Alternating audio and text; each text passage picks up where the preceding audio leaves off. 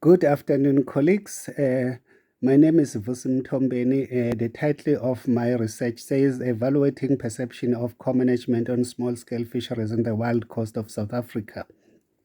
The tragedy of the common, which posits that a resource which starts as freely available to everyone will eventually be rent unless regulatory measures are put in place, is a global phenomenon in the fisheries. Fisheries are open source resources that are available to everyone. Government's top-down management approach has failed dismally to manage fisheries due to communities disobeying regulations of fisheries. A participatory management approach, such as co-management, has received increased attention in the management of fisheries. With no universal definition, co-management is understood as a partnership between resource users and government and other stakeholders in the regulation of exploitation of the fisheries, which actually co-management aims to decentralize government power to various stakeholders. Unfortunately, co-management of fisheries has yielded different outcomes differing from one country to another.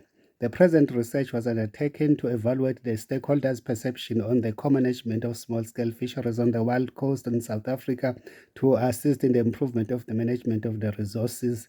Using semi-structured interviews, data was collected from fishing communities, government, NGOs, university stakeholders on the Wild Coast.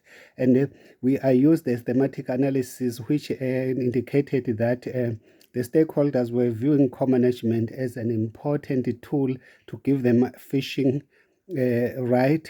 And then they also viewed it as an information sharing and self-regulatory tool where stakeholders would use the strength of different stakeholders to improve the management of the fisheries resources.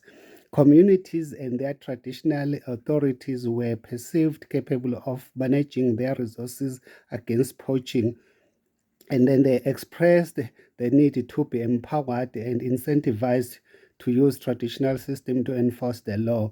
Government's regulations were viewed as irrelevant because of limited resources available, which could not combat illegal fishing during the weekends, public holidays, and night times when poaching appeared to be at the peak.